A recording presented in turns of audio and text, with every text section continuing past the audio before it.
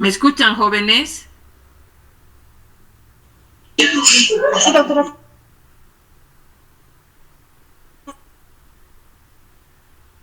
¿Qué ha pasado?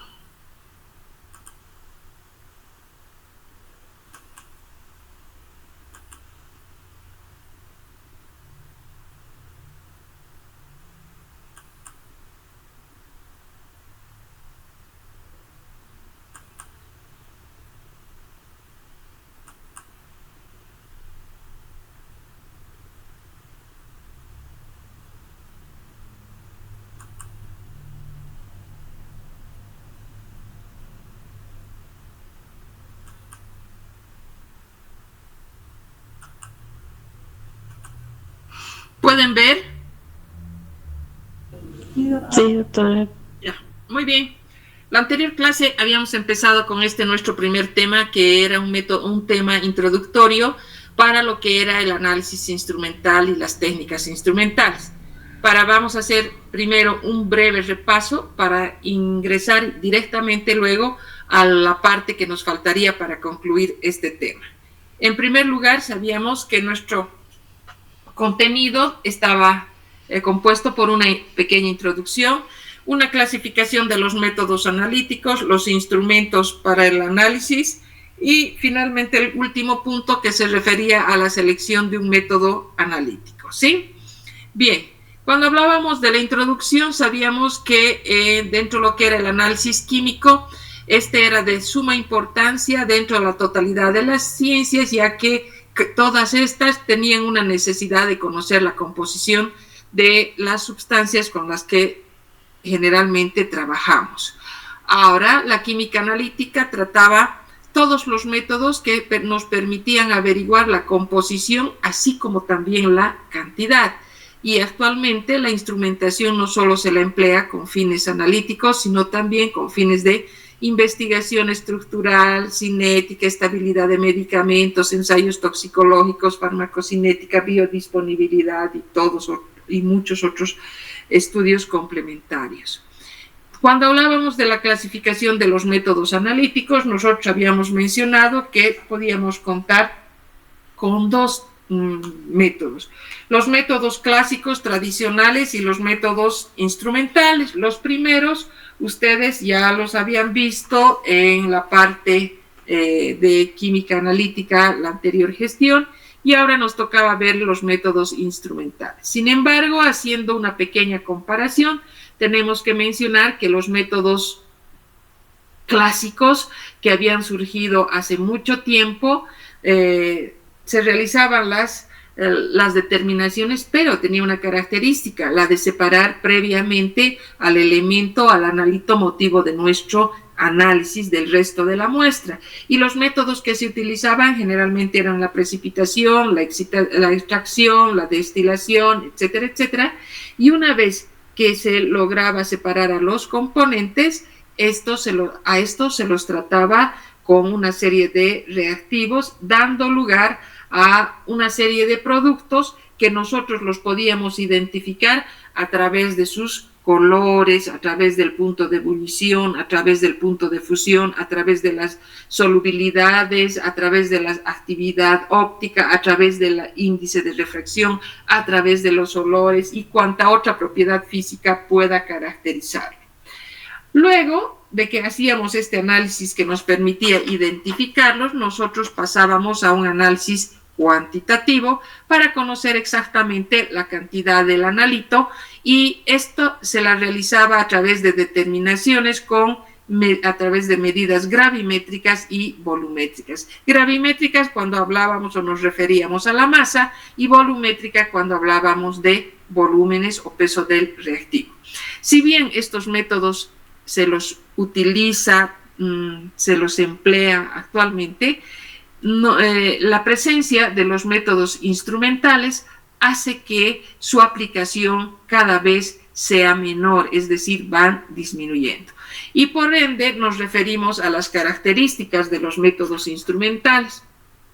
Y cuando decimos o hablamos de los métodos instrumentales, tenemos que decir que estos se fundan en la explotación de algunos fenómenos presentes en los analitos, donde anteriormente no se toman esas características, sino vamos hacia una medición, se empieza a utilizar, si vale el término, para las mediciones, las propiedades físico-químicas, las propiedades químicas, las propiedades físicas de los analitos. Podemos hablar, por decirles, de la emisión de luz, de la absorción, podemos hablar del potencial de los electrodos, podemos hablar de la conductividad, etcétera, etcétera. Y si nos referimos ya a métodos de separación, ya pues descartamos la precipitación, la extracción, sino aquí van a ver, surgen las técnicas de separación cromatográficas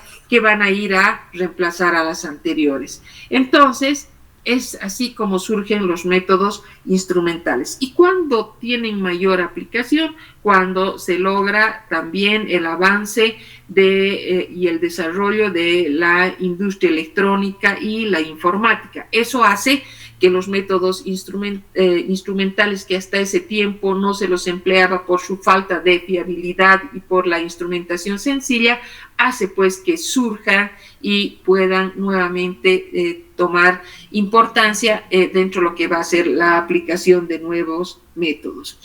De esta manera, los métodos instrumentales y los clásicos, si nosotros los comparamos, vamos a ver que presentan una serie de ventajas. Dentro de las ventajas que nosotros podemos hablar de las ventajas de los métodos instrumentales, vamos a decir que son métodos mucho más objetivos. ¿Por qué son objetivos? Porque estos métodos, al ser instrumentales, al sugerir la presencia de un instrumento, va a ser a través de las escalas, a través de los como se dice, de la parte del instrumento que va a ser el medidor, que pueden ser a través de escalas, a través de gráficas, a través de cualquier mecanismo que nos va a presentar o nos va a proporcionar el resultado. Y eso va a, diríamos, diferenciar a lo que ocurría en un método tradicional, donde teníamos que estar sujetos a algunas apreciaciones subjetivas por parte del observador o del operador, y esto nos conducía a una serie de errores. Luego vamos a tener como una segunda ventaja que se tratan de métodos mucho más precisos, porque en las lecturas presentan menos oscilaciones cuando se realizan lecturas o medidas sucesivas. Hay una mayor posibilidad de la reproductibilidad de los resultados, debido a que los instrumentos, por muy sencillos que sean, siempre van a requerir una calibración previa, y de esa manera vamos a tener la posibilidad de contar con medidas reproducibles.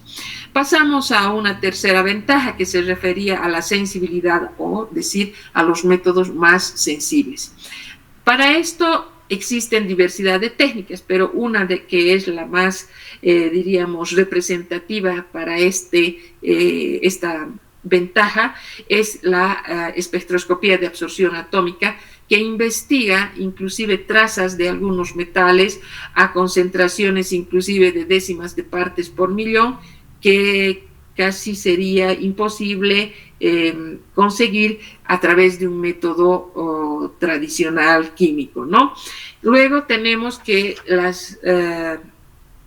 otra de las ventajas constituyen que son determinaciones cuyo tiempo de duración va a ser menor. Aquí estamos suponiendo que existe un operador que va a ser entrenado y que va a poder realizar las mediciones con gran rapidez y destreza, y de tal manera que esto nos va a permitir un gran ahorro de tiempo.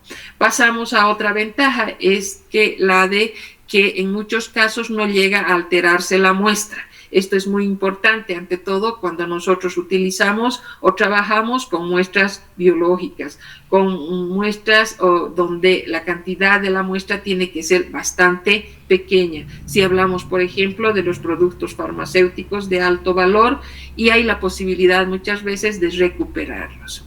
Entonces, esa es una de las también características, y podemos mencionar a otra ventaja, que van a ser que se tratan de métodos más selectivos. Al decir métodos más selectivos, quiere decir que no requieren de una separación previa. Los métodos químicos responden a reactivos químicos, a reacciones químicas que pueden estar en muchas sustancias similares. El caso de los ácidos, de los grupos amínicos, sulfónicos o a otros grupos de átomos de valencias o que contengan otras características muy similares que los en cambio, en el caso de los instrumentales, en los métodos instrumentales, obviamente, responden a la totalidad de la molécula o dan resultados propios y diferenciados para cada uno de los átomos o los iones con los que se esté trabajando.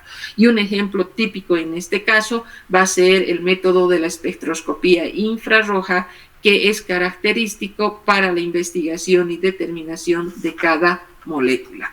Finalmente tenemos una otra ventaja en las técnicas instrumentales que nos permiten la adaptación a aparatos de registro gráfico, entre otros, ¿no es cierto? Y a otro tipo de instrumentos de cálculo, y esto se hace muy importante y necesario, tenemos que también decir esto, en situaciones donde se realizan un gran número de mediciones para hacer las evaluaciones, complementar la información, realizar los estudios estadísticos, para realizar comparaciones con otros métodos y así sucesivamente. Y de esta manera podemos, como se dice, complementar aún más la información que nos pudiese presentar. Pero como en todo método también hay, como se dice, situaciones inconvenientes que nosotros las vamos a nombrar como desventajas.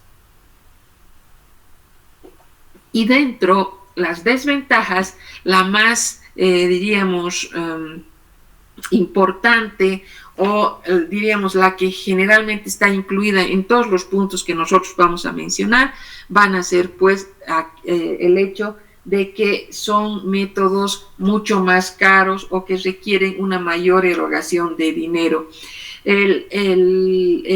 Por mucho de que en la actualidad exista la posibilidad de siempre contar con equipos que estén cuyo precio sea más asequible, esté, digamos, con mayor disposición a la compra por el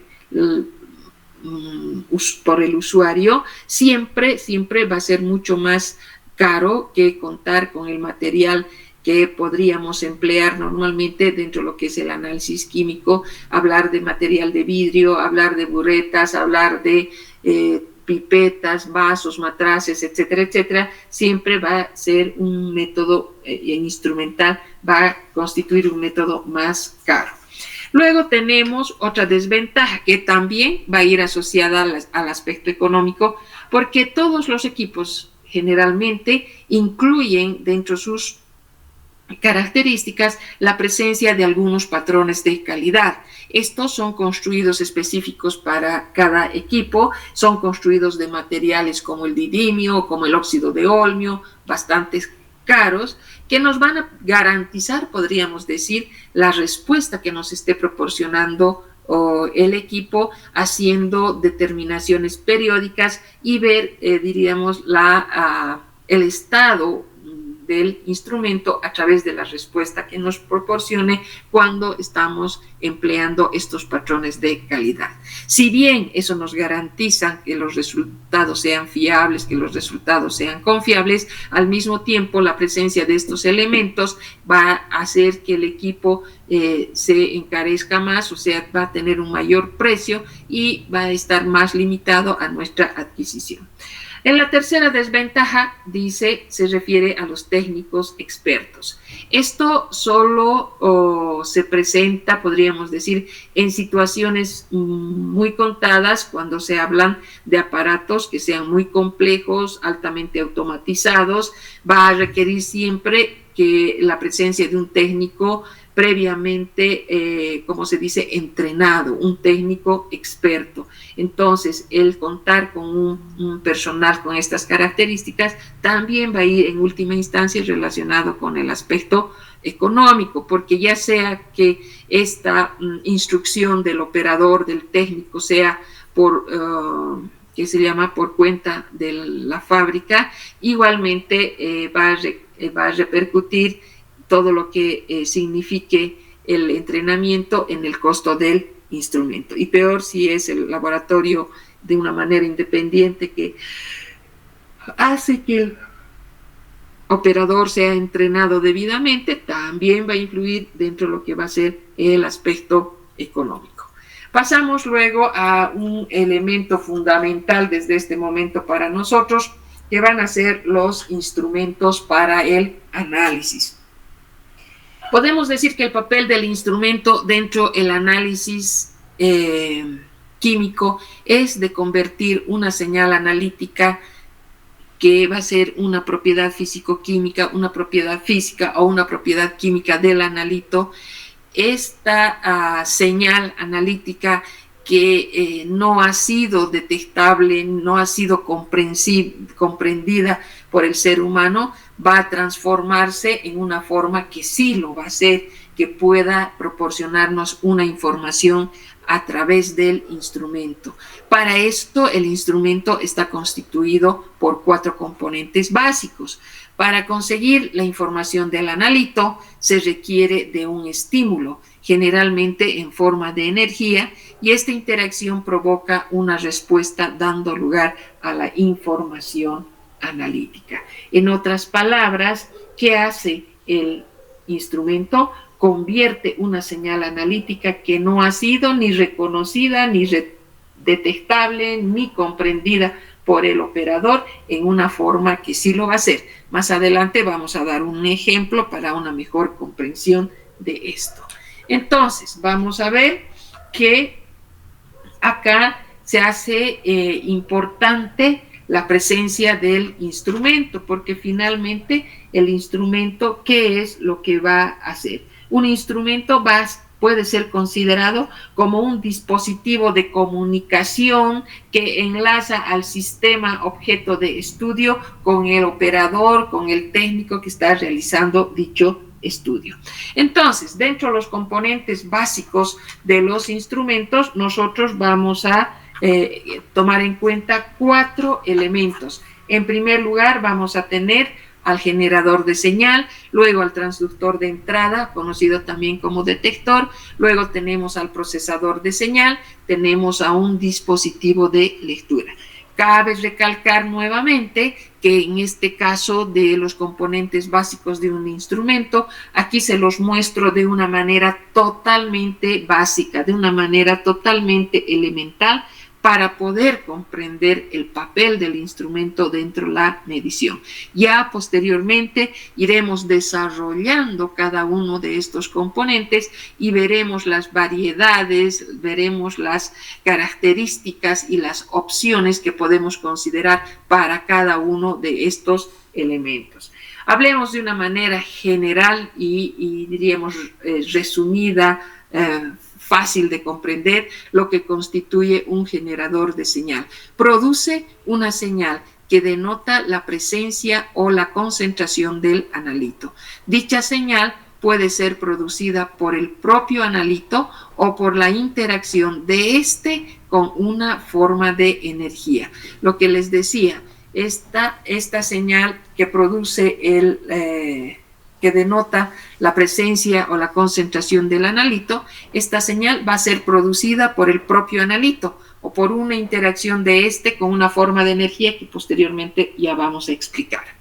Luego pasamos, entonces, como resultado de este componente, vamos a obtener una señal analítica. Por eso dice, produce una señal que denota la presencia o la concentración del analito. Esta señal va a pasar a un segundo componente, que va a ser el transductor de entrada, conocido también con el nombre de detector. ¿Cuál es el papel que desarrolla este segundo componente? Va a tener la característica de convertir la propiedad analítica físico-química en una señal eléctrica. Hablemos así. Si nosotros estamos hablando, por ejemplo, de un fenómeno, estamos hablando tomando en cuenta una propiedad como la absorción de radiación. Al absorber la radiación, el analito va a generar una señal luminosa. Esta señal luminosa en este componente que va a ser el transductor de entrada se va a convertir en una señal eléctrica. Por eso dice, convierte la propiedad del analito física o química en una señal eléctrica. Esa señal luminosa que generó el analito al ponerse en contacto con el estímulo ha convertidose en el transductor de entrada en una señal eléctrica. Y cuando nosotros hablamos de los instrumentos ópticos, generalmente este transductor de entrada lo denominamos o lo conocemos como detector.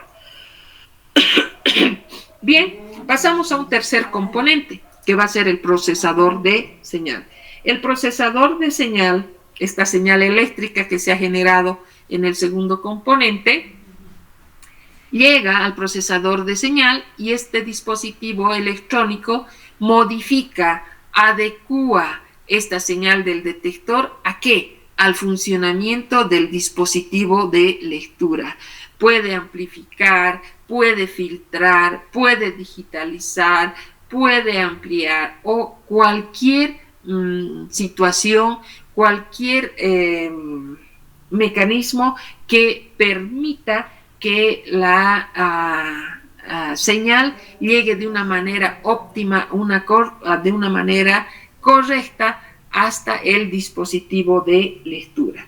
En el dispositivo de lectura, este dispositivo de lectura que es el transductor de salida, vamos a ver que va a dar lugar, es un transductor que convierte la señal procesada en una señal que puede ser leída, en una señal que puede ser registrada, en una señal que puede ser interpretada por el observador. Entonces, estos son los 4 elementos de un equipo, de un instrumento empleado en los métodos que nosotros estamos mencionando en las técnicas instrumentales. Aquí tenemos un ejemplo donde contamos con un generador de señal. Producto del generador de señal vamos a contar con una señal analítica. Esta señal analítica va a llegar al detector y en el detector se va a transformar en una señal de entrada, en una señal eléctrica que va a llegar al procesador. En el procesador de señal puede amplificarse, puede digitalizarse, puede sufrir una serie de cambios o modificaciones. ¿Para qué? Para que pueda llegar de la mejor manera al dispositivo de lectura a través de la señal de salida. El dispositivo de lectura también tiene el nombre de transductor de salida, que va a llevar la información hacia los medidores que podrán ser de distintos tipos. Ya hemos dicho que podrán ser medidores de tipo escala, que podrán ser registradores, que serán digitales o cualquier otro modelo que pueda tener el dispositivo de lectura. Bien, entonces, una vez que nosotros hemos hablado de estos componentes básicos que tiene el instrumento, es importante nuevamente recalcar que el instrumento transforma, una vez más, la información relacionada con las propiedades físicas, físico-químicas, químicas del analito en una información que va a poder ser manipulada, que va a poder ser interpretada por el observador, por el ser humano. Ahora, a esto se conoce, a todo este proceso se conoce como la codificación de la información. ¿Qué hace el instrumento? El instrumento lo vamos a considerar entonces un instrumento que comunica, hemos dicho, que nos permite entenderlo como un dispositivo que une, que permite la interacción entre el objeto de medida y el operador. Entonces, para obtener esta información del analito, esto vuelvo al principio tal vez para que me entiendan mejor, Para conseguir esta información va a ser necesario que contemos, en primer lugar, este estímulo puede ser la radiación electromagnética, puede ser la energía eléctrica, la energía mecánica, etcétera, ¿sí? Este estímulo va a hacer o va a provocar, diremos, una respuesta por parte del analito, por parte del sistema de estudio. Y obviamente estamos hablando dentro de lo que son las leyes físicas y químicas, por eso decimos o hablamos de sus propiedades físicas, de sus propiedades físico-químicas, de sus propiedades químicas. Y el resultado vamos a obtener en el medidor después de ¿qué? De que han interactuado el estímulo con el analito. Un ejemplo puede ser la absorción de radiación, un ejemplo puede ser la emisión de radiación. Pero ojo, aquí tenemos que tomar en cuenta dos aspectos. En primer lugar, nosotros a solas, o sea, sin el instrumento, no podíamos lograr esto, ¿no es cierto? Se hace acá importante la presencia. Tiene 1, 2, 3, 4 componentes que van a tener un papel o van a desempeñar una interacción que tenga o esa información del analito y su interacción con el estímulo. Si no hay el instrumento, tampoco se va a poder llevar a cabo, ¿no es cierto? Entonces, necesariamente necesitamos contar con el instrumento y que éste tenga sus respectivos componentes. Entonces, por eso decimos que a todas estas transformaciones que hemos mencionado, a estos cambios que nos hemos referido, o a esta forma de ver cómo se transforma la información de un sistema a otro, es el caso de la señal luminosa a una señal eléctrica. Hemos dicho, en el generador de señal va a originar una señal luminosa. No la entiendo, no la comprendo, no la diferencio. Pero ¿qué va a pasar? Va a pasar a un componente que va a ser el detector en una señal eléctrica, que después de ser tratada, si vale el término, va a llegar al dispositivo de lectura y me va a proporcionar una información. Pero aquí ha existido un elemento que ha transformado una forma de energía en otra. Y a este fenómeno de transformar la información de un sistema a otro se conoce como codificar la información. Entonces, aquí surge la importancia, primero, del instrumento, de sus componentes, de los cambios, las transformaciones, las modificaciones que se van a realizar, de cómo o qué se llama, se conoce como la codificación de la información. Bien, ahora también tenemos que decir que nosotros vamos a hablar de una especie, vamos a hablar de lo que conocemos como para estudiar, mejor diremos así, para poder estudiar cómo funcionan estos instrumentos, es importante entonces conocer la manera en que se codifica la información, la manera en que se transforma, como hemos mencionado, de un sistema a otra y va a ir como una señal eléctrica. Ahora, los diferentes modos de codificar esta información en forma eléctrica se van a denominar o se los va a conocer como dominios de datos.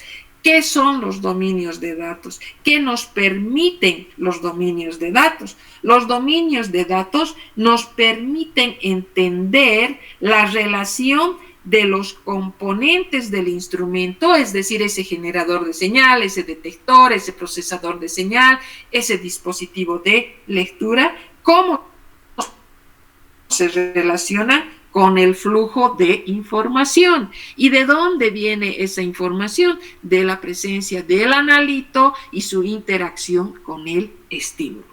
Y de esa manera nosotros estamos hablando de los dominios de datos. Y cuando hablamos de los dominios de datos, tenemos que pensar que existen dominios no eléctricos y existen también dominios eléctricos. Estos últimos, a su vez, van a tener dominios eléctricos analógicos, dominios eléctricos del tiempo y dominios eléctricos digitales. Entonces, así también nosotros vamos a ir relacionando cada uno de estos componentes con la información que llega, con el flujo de información producto de esa interacción.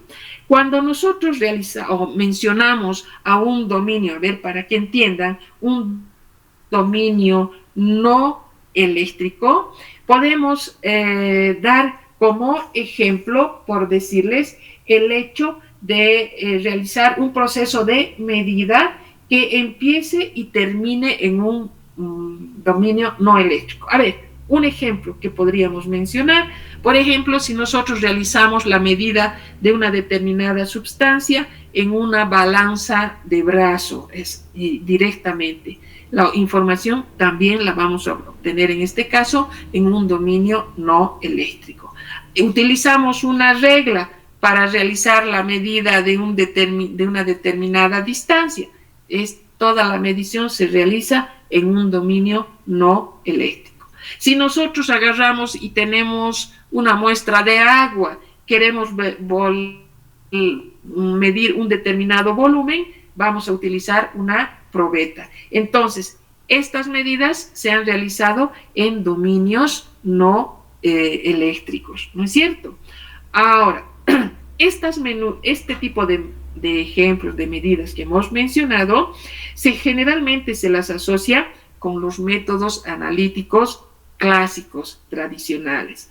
Pero, escúchenme, el momento en que surgen estos componentes, por decirles, un detector, un procesador de señal, un dispositivo de lectura, nos va a permitir recoger la información del analito en un dominio no eléctrico.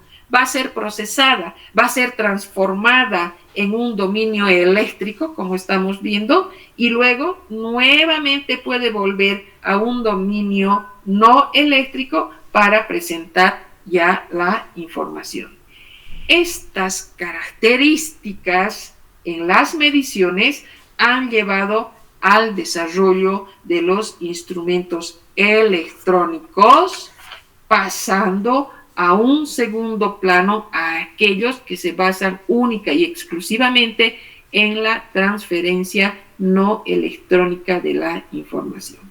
Pero, vuelvo a repetir, el objetivo final de toda esta medición que vamos a obtener o que obtenemos va a ser, ¿cuál va a ser su objetivo?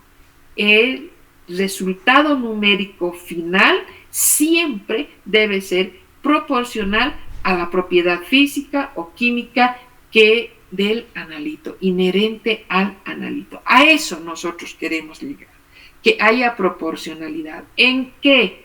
En el resultado numérico debe ser igual a la propiedad física, a la propiedad química, a la propiedad físico-química del analito. Ahora, ¿qué más podemos decir de esto? Una vez que hemos hablado de los dominios analógicos, que son donde se refieren, diremos así, a aquella información que se codifica como una medida, como una magnitud de una cantidad eléctrica que puede ser la intensidad de corriente, que puede ser la potencia, que puede ser la carga, y estas cantidades son continuas, tanto en amplitud como en el tiempo. y las magnitudes de las cantidades analógicas se las puede medir de manera continua o en momentos específicos de tiempo. Y si hablamos de los dominios del tiempo, en este dominio la información se almacena como las variaciones de la señal con respecto al tiempo. Y finalmente los dominios digitales son aquellos donde los datos se van a codificar en un esquema de 2 o más niveles. Además, tenemos que tomar en cuenta que existen una serie de elementos, cuando ya hablamos de los dominios eléctricos, es el caso de los detectores, de los transductores, de los sensores. Cuando nos referimos a los primeros, a los detectores, como hemos mencionado anteriormente, nos indican cambio, nos indican variación de su entorno. Puede estar relacionado con la presión, puede estar relacionado con la temperatura. Hablamos de los transductores. Los transductores transforman la información de un dominio no eléctrico a un dominio eléctrico. Y si nos referimos a los sensores, son aquellos dispositivos capaces de controlar a especies químicas de manera continua, de manera reversible, y podríamos dar un ejemplo en este caso si hablamos de un electrodo de vidrio, por ejemplo, cuando hablamos de la potenciometría. Entonces, esto es cuando nosotros hablamos de las partes de un instrumento, el papel de cada uno de los componentes, la presencia del estímulo, la presencia del analito con sus propiedades físico-químicas, físicas, y la interacción de estos, la relación de cada uno de los componentes con el flujo de información. Entonces, pasamos luego ya a un aspecto relacionado con lo que va a ser la terminología analítica. En este caso, o sea, ya más adelante, cuando hablamos de las técnicas instrumentales, cuando hablamos de los métodos analíticos, etcétera, tenemos que definir perfectamente cada uno de estos términos. Y por eso nosotros empezamos con lo que es el proceso analítico. ¿A qué nos referimos cuando hablamos del proceso analítico? El proceso analítico es un conjunto, como pueden ver, de operaciones, ¿no es cierto? Estas operaciones están intercaladas unas con otras y se realizan desde el momento de contar con la muestra hasta llegar al último elemento que van a ser los resultados. Entonces, estas operaciones se las va a realizar desde el inicio hasta la obtención del resultado. Este proceso analítico, cuando nosotros lo definimos, tenemos que entenderlo como bastante amplio, bastante integral, que abarca una serie de etapas, como ustedes pueden estar observando, desde lo que va a ser el procedimiento, la planificación, la interpretación de los resultados, la validación de los mismos, las posibles mejoras, las correcciones, incluyen inclusive la metodología, la gestión, la evaluación de los resultados. O sea, es todo un proceso bastante amplio que comprende una serie de etapas. Luego pasamos a lo que es la técnica analítica. La técnica analítica ya se la ve desde otro punto de vista. Es un principio científico adaptado a uno o varios instrumentos. ¿Para qué? Para obtener una información sobre la composición de la muestra. Entonces, este principio científico que será adaptado hacia un instrumento, podemos estar hablando de la potenciometría, podemos estar hablando de la fluorescencia, podemos estar hablando de la fosforescencia. Podríamos decir que es la base, es la herramienta que se utiliza. Entonces, también la definimos como un enfoque bastante general, pero basado en un determinado fenómeno que nos va a permitir cuantificar, que nos va a permitir detectar o nos va a permitir identificar un determinado componente. Luego de hablar de la técnica, tenemos necesariamente que referirnos a lo que es el método analítico.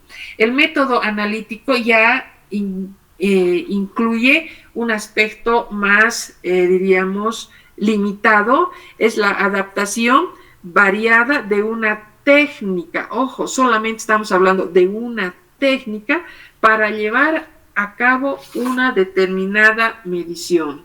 Define una estrategia general para realizar un análisis. En otras palabras, es una determinación de un analito, es un conjunto de pasos, es una serie de procedimientos detallados que nos van a permitir aplicar la técnica de manera reproducible y confiable. Eso es muy importante cuando nosotros estamos buscando conocer la concentración del analito, o en otras palabras, queremos solucionar el problema analítico. En el procedimiento analítico vamos a contar con las instrucciones generales para usar el método. Es una parte del proceso analítico, simplemente es una partecita, una etapa, si vale el término, que va a describir los pasos operativos, los pasos estructurados para identificar, para cuantificar los componentes de una muestra de una manera que sea confiable y reproducible. Pasamos finalmente al protocolo analítico, y en este caso nosotros nos referimos a todas las directrices específicas, detalladas, minuciosas, que se presentan en un documento de manera escrita y que tienen los pasos necesarios para desarrollar el método en el laboratorio y garantizar que los resultados, como siempre decimos, sean confiables, sean fiables, puedan ser reproducibles. Eso entonces cuando nosotros estamos refiriéndonos a los distintos términos que encontramos dentro lo que es los métodos instrumentales, que incluyen procesos, que incluyen técnicas, que incluyen métodos, que incluyen procedimientos y finalmente protocolos. Bien, ahora, en el último paso de nuestro tema, nosotros tenemos la selección de un método analítico. Cuando hablamos de la selección del método analítico, las condiciones pueden ser diferentes, ¿no es cierto? Y para eso nosotros tenemos que definir previamente la naturaleza del problema analítico. ¿Y cómo definimos la naturaleza del problema analítico? A través de la respuesta de una serie de preguntas. ¿Cuáles son esas preguntas? En primer lugar, tenemos la primera que dice qué exactitud y precisión se requieren en la determinación. La respuesta a esta pregunta va a determinar el tiempo y también el esmero que se requerirá en el análisis, por un lado. Por otro lado, vienen dos preguntas que dicen de cuánta muestra se dispone, por un lado, y cuál es el intervalo de concentración del analito. Estas dos preguntas determinan cuán sensible debe ser el método y a qué intervalo de concentración debe adaptarse. Pasamos a la pregunta siguiente, que nos dice qué componentes de la muestra podrían interferir. Esta respuesta determina la selectividad que va a requerir el método. Luego pasamos a otra pregunta que dice cuáles son las propiedades físicas y químicas de la matriz de la muestra. Acá tenemos que empezar pensando que el analito no viene solo, el analito siempre va a ser parte de la muestra y todo el acompañante que queda va a constituir a la matriz de la muestra. Entonces, en este caso, cuando hablamos de las propiedades físicas y químicas de la matriz, tenemos que referirnos a que hay técnicas que se van a poder aplicar de mejor manera a disoluciones en las que se encuentra el analito, otras con mayor facilidad tal vez que podrán encontrar a las muestras en su estado gaseoso, mientras que existen otras técnicas también que podrán ser adecuadas cuando nos encontramos frente al análisis de sólidos. Y finalmente, nosotros tenemos una última pregunta que dice ¿cuántas muestras deben analizarse? Aquí la importancia se presenta desde un punto de vista económico. Quiere decir que es el número de muestras que se deben analizar. Si es elevado, se invertirá una cantidad de tiempo y dinero en la instrumentación, en el desarrollo del método, en la calibración. Además, se tendrá que conseguir encontrar, si vale el término, el método que precise el menor tiempo posible utilizar al operador. Entonces, se tiene, en otras palabras, que optimizar el método.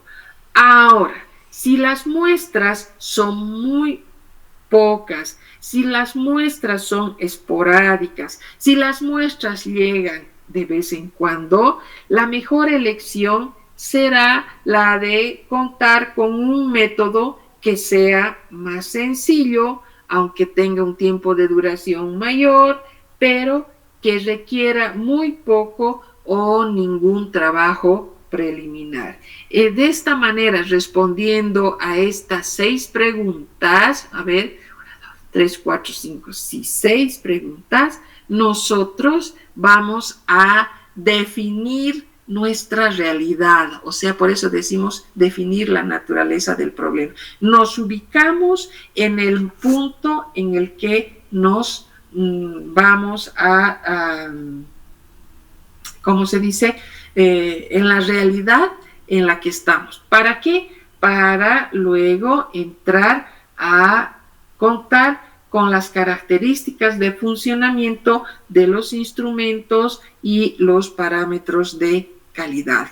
Por eso tenemos las características de funcionamiento de los instrumentos y los parámetros de calidad, y cuando nos referimos a los parámetros de calidad, tomamos en cuenta 2 tipos de parámetros, los parámetros cuantitativos y los parámetros cualitativos. Y cuando nosotros apliquemos estos 2 tipos de parámetros, llegará el momento en que encontraremos ya tendremos, digamos, la luz para definir y seleccionar el método más adecuado de acuerdo a nuestras necesidades, de acuerdo a nuestra realidad para la determinación de un determinado elemento, de un determinado analito. Entonces vamos a hablar primero de los parámetros cuantitativos. Dentro los parámetros cuantitativos, o conocidos también como criterios numéricos para la selección de un método analítico, vamos a tomar en cuenta en primer lugar a la precisión. ¿Qué se refiere? ¿Qué es la precisión? Sabemos que se la define como el grado de concordancia mutua entre los datos que se han obtenido de una misma forma. ¿Qué quiere decir esto? ¿A qué se refiere? Se refiere a cuán repetibles pueden ser los resultados cuando se realiza una misma medición varias veces. Cuán próximos van a estar las lecturas. Una medición es precisa si los valores obtenidos están agrupados entre sí, están cerca, están lo más próximo posibles. Y decimos, los resultados, las cantidades van a ser precisas. Sean estas correctas o no lo sean. Luego tenemos el segundo parámetro, que va a ser la exactitud. ¿A qué se refiere la exactitud? La exactitud indica qué tan cerca un valor medido del valor real o verdadero se encuentra. Una medición va a ser exacta si el resultado está muy próximo al valor correcto, muy independiente de las mediciones, son consistentes entre sí. A ver, ¿qué es la exactitud? Empezaremos por ahí. La exactitud mide el error sistemático o determinado de un determinado método analítico. Para determinar la exactitud, ¿qué hay que hacer? Hay que analizar uno o varias soluciones materiales estándares o soluciones de referencia cuya concentración del analito ya sea conocida. Por eso decimos cuán cerca se encuentra aquel valor medido a aquel valor real o aquel valor verdadero. Entonces, cuando nosotros hablamos de la exactitud, tenemos que tomar en cuenta el grado de proximidad al valor considerado como el valor verdadero. Pasamos a la sensibilidad. ¿Qué mide la sensibilidad? La sensibilidad mide la capacidad de poder discriminar entre pequeñas diferencias en la concentración del analito. La sensibilidad, entonces, nosotros la podemos resumir diciendo que es la capacidad para discriminar entre pequeñas diferencias de concentración del analito. ¿Cuán sensible va a ser el método? Luego vamos a tener el límite de detección. El límite de detección, ¿a qué se refiere o qué nos quiere indicar? El límite de detección significa que es la mínima concentración o la mínima cantidad del analito presente en una muestra que va a poder ser detectada. Eso quiere decir que no necesariamente va a poder ser cuantificado bajo las condiciones ya establecidas experimentales. Entonces, a eso se refiere cuando nos referimos al límite de detección. ¿A qué se refiere la selectividad? Es la capacidad del método analítico para medir con exactitud y de un modo específico el analito en presencia de otros componentes que están presentes o que forman parte de la matriz.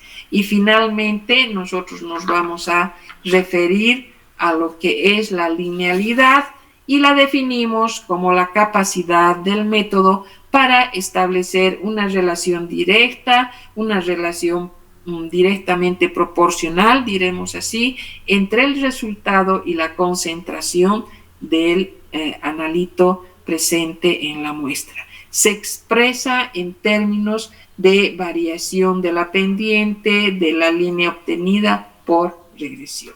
Una vez que hemos visto o hemos tomado en cuenta estos parámetros cuantitativos, es más, todavía debemos considerar, aquí tenemos, antes les hablaré, tenemos que considerar a los parámetros cualitativos. Y aquí tenemos un ejemplo entre lo que es preciso, impreciso, lo que es exacto y lo que es inexacto. Pero, ya decíamos, cuando hablamos de los parámetros cualitativos, tenemos que ver que fuera de todo lo cuantitativo que nosotros hemos podido observar, vamos a ver que finalmente debemos tomar en cuenta los criterios cualitativos de funcionamiento que son en última instancia importantes y deben ser considerados, como en primer lugar tomamos en cuenta la velocidad que pueda tener el método, la facilidad y la comodidad del mismo, la habilidad que pueda desarrollar el operador, el costo y la disponibilidad del equipo que se vaya a utilizar, el costo que represente cada una de las muestras a determinar, la seguridad que se presente en el laboratorio y la toxicidad de los reactivos. Después de que nos hemos ubicado entonces en la realidad, en la naturaleza del problema que estamos, hemos respondido a una serie de preguntas para ubicarnos en lo que nos corresponde, hemos visto que se hace importante tomar en cuenta o someter en una primera instancia los parámetros de calidad que sean, en primer lugar, los cuantitativos relacionados con la precisión, relacionados con la exactitud, relacionados con la selectividad, la sensibilidad, el límite de detección, el intervalo de concentración, etcétera, etcétera.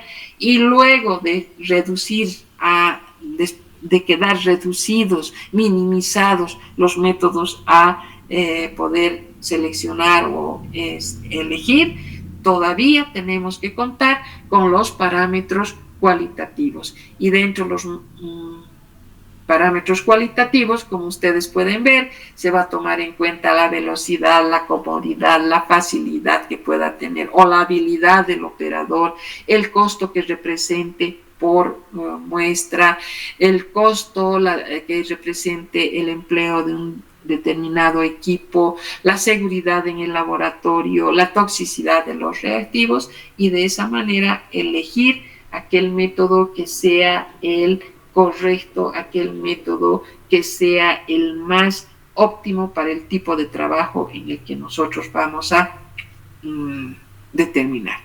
Bien, entonces de esta manera nosotros hemos concluido nuestro primer tema y estamos listos para pasar a nuestro segundo tema, que lo vamos a realizar la siguiente semana, el siguiente jueves en nuestro horario correspondiente.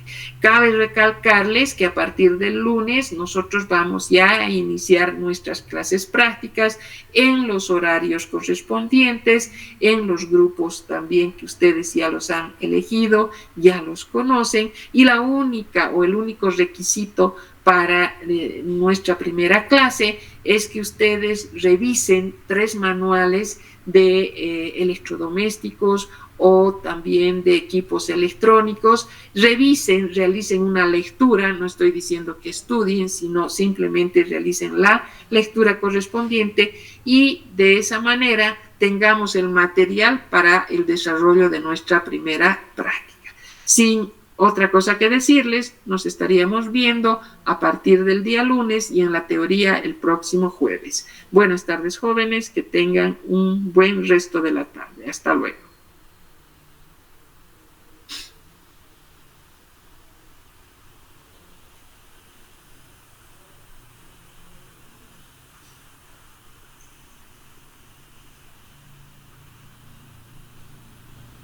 Hasta luego, doctora. Hasta luego, jóvenes. Hasta luego, doctora. Hasta luego, hasta luego.